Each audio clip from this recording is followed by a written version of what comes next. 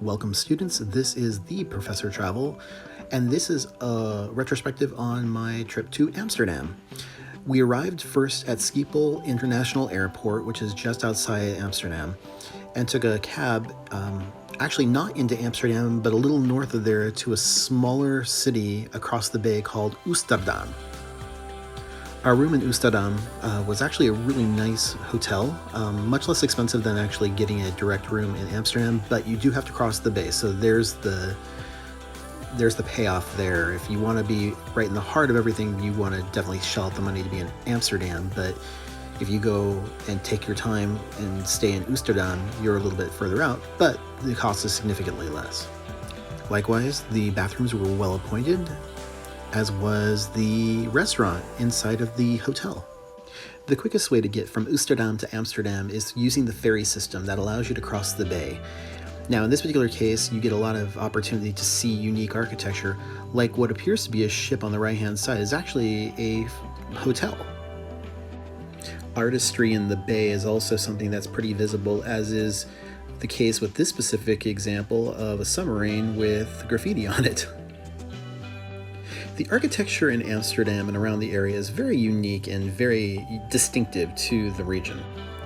So the ferry will let you off at the Amsterdam train depot, where you can either pick up a cab, you can take a train, or alternatively you can just walk it from there. Amsterdam is right there for you.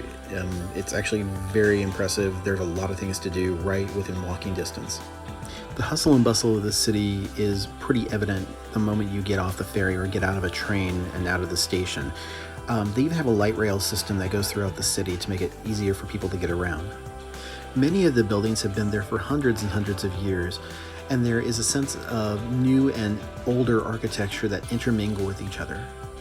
The churches are old and Gothic, while right next door you could have a restaurant. You have the canalways that allow for easy access and transportation through the waters. However, you can still walk on the sides of the canals, where you have a walking area, there's area for cars, and then there's also a rather robust bicycle system that goes throughout the city.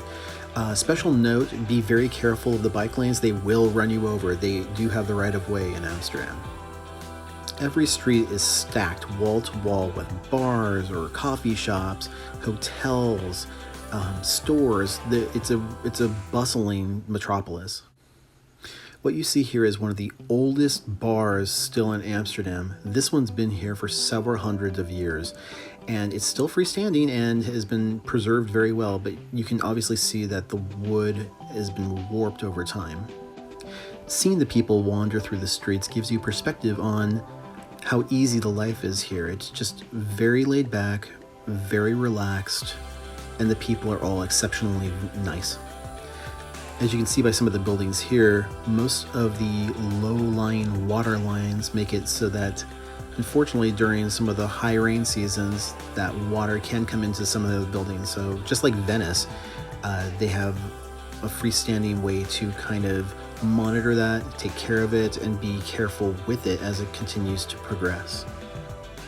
Older buildings such as this ancient grain warehouse that's on the side of the Amsterdam docks has been converted into modern businesses. In fact, a lot of these buildings you can actually see the dates that they were established. In this particular case, this one was established in 1890. Even during the warmer climates, you still want to bring a jacket because you never know when it's going to get breezy or cold in the area.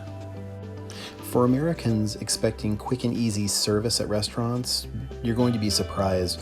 In most cases, they'll come and serve you, but then you actually have to go up and when you're ready to get the check. Not everybody is quite used to that level of service. It's just a different way of looking at life here. They don't really want to disturb you while you're eating or drinking or conversing, so instead they will wait for you to approach them to get the check. As we wander the city, we get a lot of different tasty treats. In this particular case, we got a small handful of mini pancakes covered in butter and sugar. There's a variety of different things to choose from on the streets, just as walking food. Like stroopwafel, which is basically a waffle that has caramel in the center.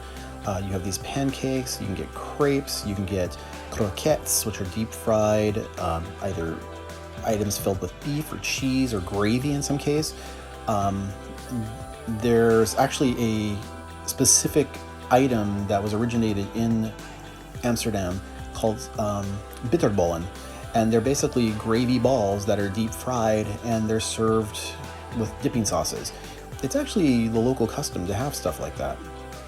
One thing you may or may not be surprised about is the level of usage of what would be considered illicit substances here in the United States, such as hashish, marijuana, things like that.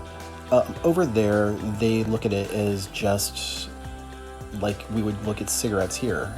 It's not necessarily encouraged, but people can buy it. And if you go to a place called a coffee shop, then you know that you're getting quality service. You actually order off a menu with the specific intended consequences, I guess, of what you're looking for. So for example, if you wanted to get some kind of a substance that might be a little bit more hallucinogenic, or you might want to get something that is a little bit more relaxing, those are things that you can find on the menu.